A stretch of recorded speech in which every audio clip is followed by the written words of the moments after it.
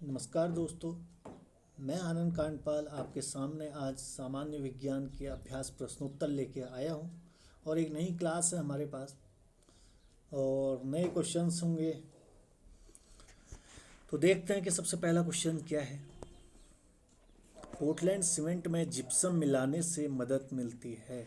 अब जो सीमेंट है, पोर्टलैंड सीमेंट में जिप्सम मिलाने से, जो सीमेंट में अगर जिप्सम मिलाते हैं तो क्यों मिलाते हैं उसको, ठीक है। जिप्सम वैसे सीमेंट बनता किसका, मैंने बताया था आपको कि तीन चीज़ों से निर्मित होता है सीमेंट। किस किस से होता है? एक होता है चूना पत्थर, दूसरा होता है मिट्टी, तीसरा होता है जिप्सम। तो अगर पोर्टलैंड सीमेंट में जिप्सम मिलाने से क्या होता है कह रहे हैं, तो क्या सीमेंट के सामर्थ्य बढ़ाने में जो इसके यूज़ होता है क्या जिप्सम का। बी, सीमेंट को शीघ्र जमने में क्या ये होगा आंसर। सी, सीमेंट को शीघ्र जमने से रोकने में। और डी होगा जो सीमेंट की लागत को कम करने में। तो इसका जो आंसर हो जाएगा ना वो क्या होगा, सीमेंट को शीघ्र जमने से रोकने में। Option number C is the right answer. तो सी इसका करेक्ट आंसर हो जाएगा, ठीक है। Option number C is the right answer. अगर नेक्स्ट क्वेश्चन की बात करें तो नेक्स्ट क्वेश्चन है, सीसा कांच है ए एक शुद्ध ठोस? नहीं, क्रिस्टलीय ठोस और अक्रिस्टलीय ठोस दो प्रकार के ठोस होते हैं। तो जो शुद्ध ठोस है वो सीसा कांच नहीं है, क्योंकि वह क्रिस्टलीय ठोस में आता है। क्रिस्टलीय ठोस की जो डेफिनेशन होती है कि उनकी संरचना एक समान नहीं रहती है हमेशा। तो अगर मैं कहूँ कि शुद्ध ठोस है तो नहीं है।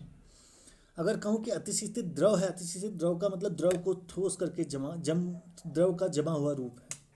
तीसरा बहुलक है, पॉलीमर है, या चौथा जेल है। तो इसका जो आंसर हो जाएगा वो होगा ऑप्शन नंबर बी, अतिशीतित द्रव। अब क्यों हो रहा है ऐसा, क्या कारण है इसके पीछे, क्या रीज़न है। तो आप कोई पुरानी इमारतों को देखें तो उसमें जो शीशे लगे रहते हैं वो मध्य में पतले तथा किनारों में मोटे हो जाते हैं। वो क्या होता है, 20-30 वर्षों के बाद जो हमारे कांच होते हैं वो अतिशीतित द्रव है। तो वो क्या होता है कि धीरे धीरे नीचे की ओर बहने लगते हैं। इतने धीरे बहते हैं कि वो उनकी जो शांता होती है बहुत ज़्यादा होती है। शांता मतलब जो बहने का गुण, तो बहुत कम शांता होती है। तो इसीलिए क्या होता है, उनकी जो घनत्व होता है ज़्यादा होता है, तो वहाँ पर बहने का गुण बहुत कम होता है। तो इसलिए वो 20 वर्षों के बाद जो जरा परमाणु या उसके जरा अणु क्या हो जाते हैं, कण जो हो जाते हैं वो नीचे की ओर बह जाते हैं। तो इसीलिए मध्य में पतला और किनारों में मोटा हुए रहता है कांच, अगर पुरानी इमारतों की बात करें तो इसीलिए इसको कहते हैं अतिशीतित द्रव। कांच जो है, शीशा या कांच जो हमारे लगे रहता है इमारतों में, उसकी बात हो रही है। तो अतिशीतित द्रव is the right answer, option number B. Next देखते हैं, बहुलक होगा नहीं, जेल होगा नहीं। नेक्स्ट क्वेश्चन है, कांच का सबसे महत्वपूर्ण घटक है। तो कांच का सबसे महत्वपूर्ण घटक कौन सा है कह रहा है, माइका है क्या, ए बी सिलिका है क्या, सी क्वार्ट्ज है क्या, या डी सोडियम बोरेट है क्या।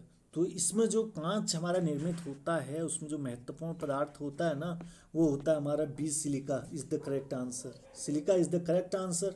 तो सिलिका जो होता है एक महत्वपूर्ण घटक है कांच के निर्माण में। नेक्स्ट क्वेश्चन देखते हैं, रासायनिक उर्वरक नाइट्रोलियम में कौन से घटक हैं। तो नाइट्रोलियम एक रासायनिक उपकरण होता है। तो नाइट्रोजन तो हो सकता है उसमें, क्योंकि नाइट्रोलियम नाम से ही लग रहा है। तो रासायनिक उर्वरक जितने भी होते हैं लगभग नाइट्रोजन के या सल्फर के या फास्फेट के बने होते हैं। तो एक तो नाइट्रोजन हो सकता है इसमें, मगर घटक कौन है देखते हैं एक बार ऑप्शन। नाइट्रोजन और चूना पत्थर, कैल्शियम कार्बाइड और जो है नाइट्रोजन। सी, कैल्शियम कार्बाइड और कार्बन। उपयुक्त में से कोई नहीं। कार्बाइड तो फल को पकाने के काम आता है। तो अगर बात करें कि कौन सा आंसर होगा तो इसका आंसर हो जाएगा कैल्शियम कार्बाइड। और नाइट्रोजन उर्वरक के रूप में वर्क करते हैं, नाइट्रोजन होना चाहिए था उसमें। तो चूना पत्थर का तो यूज़ कर नहीं सकते हैं। और नाइट्रोजन दो ऑप्शंस में है, ए और बी। तो ए और बी में से सेलेक्ट करना था, तो कैल्शियम कार्बाइड और nitrogen is the right answer. तो option B is the right answer, ठीक है। Option B is the right answer. Next अगर देखें, नेक्स्ट क्वेश्चन में तीन तत्व जिनका उपयोग रासायनिक उर्वरकों में सर्वाधिक होता है। मैंने अभी बताया आपको कि रासायनिक उर्वरकों में सबसे ज़्यादा उपयोग किसका होता है। तो ए है nitrogen, sodium, sulphur. Nitrogen, potassium, phosphorus, और नाइट्रोजन, फास्फोरस, सोडियम, और जो कैल्शियम, सोडियम, सल्फर। तो मैंने अभी आपको बताया था नाइट्रोजन और पोटेशियम और फास्फोरस का यूज़ होता है, ठीक है। Nitrogen, potassium, phosphorus. तो किस ऑप्शन में है, option number B, nitrogen, potassium, phosphorus is the right answer.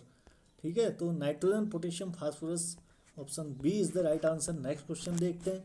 चश्मे बनाने के लिए किस कांच का उपयोग किया जाता है? जो हम चश्मे पहनते हैं, जैसे मैंने पहना हुआ है, तो इसके लिए किस कांच का उपयोग किया जाता है? क्या क्रुक्स कांच, कांच की कुछ हमको वो दी हुई हैं क्या, प्रकार दिए हुए हैं, तो क्रुक्स कांच होता है क्या, या जैना कांच होता है, सी पोटास कांच होता है, या डी सोडा कांच होता है? तो इसका जो आंसर सही होगा, तो आंसर नंबर ए क्रुक्स कांच जो है वो सही आंसर होगा। ठीक है, तो इसका जो आंसर हो जाएगा, आंसर नंबर ए क्रुक्स कांच इज द करेक्ट आंसर। ठीक है, अगर नेक्स्ट आते हैं, तो नेक्स्ट क्वेश्चन कौन सा है? कोबाल्ट ऑक्साइड कांच को कौन सा रंग प्रदान करता है? तो कोबाल्ट ऑक्साइड कांच को कौन सा रंग प्रदान करता है? तो नीला करता है क्या, या गहरा लाल करता है, या गहरा नीला करता है, या हरा करता है? तो आपने कांच को जो कोबाल्ट ऑक्साइड रंग प्रदान करता है वो करता है गहरा नीला। तो option number C is the right answer. गहरा नीला रंग प्रदान करता है कोबाल्ट ऑक्साइड, किसको? कांच को। उसके बाद नेक्स्ट क्वेश्चन देखते हैं हम। सीमेंट के निर्माण में जिप्सम को क्लिंकर में क्यों मिलाया जाता है? तो जिप्सम को क्लिंकर में क्यों मिलाया जाता है, या कहें कि जिप्सम को जो पोर्टलैंड सीमेंट था उसमें क्यों मिलाया जाता है? तो वही है दोनों। सीमेंट के जमने की दर कम करने के लिए, बी कैल्शियम सिलिकेट के कणों को बांधने के लिए, सी कोलाइडी जेल की रचना को सुगर बनाने के लिए, या डी सीमेंट की प्रबलता प्रदान करने के लिए। तो उसमें जो आंसर था वही इसमें भी है। तो ए क्लिंकर कहें या वो पोर्टलैंड सीमेंट कहें, एक ही बात है। तो इसका जो आंसर हो जाएगा वो हो जाएगा option number A is the right answer. तो कैल्शियम सीमेंट के जमने की दर को कम करने के लिए इसका करेक्ट आंसर होगा। नेक्स्ट चलते हैं। तो नेक्स्ट में क्या क्वेश्चन है हमारे पास? सीमेंट बनाने के लिए किसके मिश्रण को खूब तप्त किया जाता है? मतलब कि किसके मिश्रण को खूब तपाया जाता है या ऊर्जा दी जाती है, उष्मा दी जाती है? तो क्या है वो? 3 चीज़ों से मिलता है सीमेंट बनता है, चूना पत्थर, मिट्टी और जिप्सम। तो इसमें देखो जिप्सम तो किसी ऑप्शन में नहीं दिख रहा है हमको। फिर 2 चीज़ें दिख रही हैं क्या? ए ऑप्शन में देखो क्या दिख रहा है, चूना पत्थर और ग्रेफाइट, नहीं। बी ऑप्शन में चूना पत्थर और मृत्तिका, सी ऑप्शन में चौक और ग्रेफाइट, डी ऑप्शन में मृत्तिका और ग्रेफाइट। तो ग्रेफाइट वाले तो होंगे नहीं, बचा एक चूना पत्थर और मृत्तिका। मृत्तिका को शुद्ध हिंदी में मिट्टी को मृत्तिका कहते हैं, तो यहाँ पर चूना पत्थर और मिट्टी ही आंसर होगा इसका। तो option B is the right answer. Option B is the right answer. Next question की ओर बढ़ते हैं। तो उर्वरकों के रूप में कौन से कैल्शियम लवण प्रयुक्त होते हैं? तो उर्वरकों के रूप में कौन से कैल्शियम लवण प्रयुक्त होते हैं? तो कौन से कैल्शियम लवण प्रयुक्त होते हैं? कैल्शियम कार्बाइड, अभी बताया था, ये ऑप्शन में आया था। Calcium carbide, B calcium cyanide, C calcium carbonate, या डी कैल्शियम सल्फेट। तो उर्वरकों के रूप में जो कैल्शियम के जो लवण प्रयुक्त होते हैं ना, वो होता है कौन? Calcium sulphate. ठीक है, तो इसका जो उर्वरकों के रूप में प्रयोग में होता है, हम अगर बात करें कि उर्वरकों के रूप में, तो कार्बाइड का भी होता है, मगर जो हमारे पास कैल्शियम का होगा, कैल्शियम के सल्फेट का लवण पूछ रहा है हमसे, कार्बाइड नहीं पूछ रहा है। कैल्शियम लवण पूछ रहा है, तो कैल्शियम लवण जो है वो है कैल्शियम सल्फेट। तो कैल्शियम लवण का प्रयुक्त होते हैं, तो कैल्शियम सल्फेट होता है। Option number D is the right answer. तो यहाँ पर देखते हैं कि हम ऑप्शन नंबर सी में टिक लगाना है। तो कैल्शियम कार्बोनेट, सॉरी, हाँ कैल्शियम सल्फेट इसका आंसर बताया मैंने आपको, मगर लगा दिया सी में टिक। तो option D calcium sulphate is the right answer. Next की तरफ बढ़ते हैं।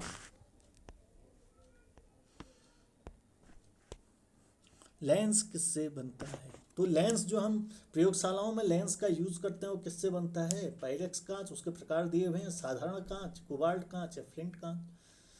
तो जो वहाँ बनता है प्रयोगशाला में, जो लेंस होता है, तो वो कौन सा होता है? जैसे हमारे पास उत्तल लेंस और उत्तल लेंस होते हैं प्रयोगशाला में प्रयोग करने के लिए, तो वो किसके बने होते हैं? वो बने रहते हैं ऑप्शन नंबर डी फ्लिंट कांच के। तो option number D is the right answer. Flint कांच के बने रहते हैं, एक प्रकार है कांच का। तो नेक्स्ट देखते हैं हम। निम्नलिखित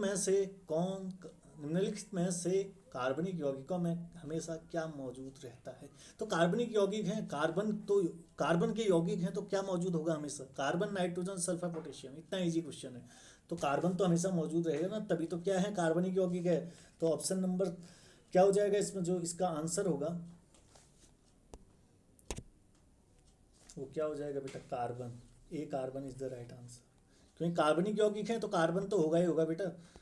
उसके साथ नाइट्रोजन हो सकता है, उसके साथ सल्फर हो सकता है, कार्बन होगा उसके साथ की बात कर रहा हूँ मैं। पोटेशियम भी हो सकता है उसके साथ, मगर जो जरूरी है, जो मौजूद होगा उसमें, वो तो कार्बन ही होगा। नेक्स्ट कौन है? निम्नलिखित में से कौन रासायनिक उर्वरक नहीं है? यूरिया नहीं है, कह रहा है। यूरिया तो सबसे बड़ा रासायनिक उर्वरक है। तो बी है सुपरफास्फेट, और सी है सोडियम सल्फेट, और डी है पोटेशियम नाइट्रेट। तो मैंने बताया था सोडियम, पोटेशियम और फास्फोरस, ये सभी चीज़ें क्या होते हैं? यूरिया। ये सभी तो रासायनिक उर्वरक होते हैं। तो इसका जो आंसर हो जाएगा वो हो जाएगा हमारे पास क्या?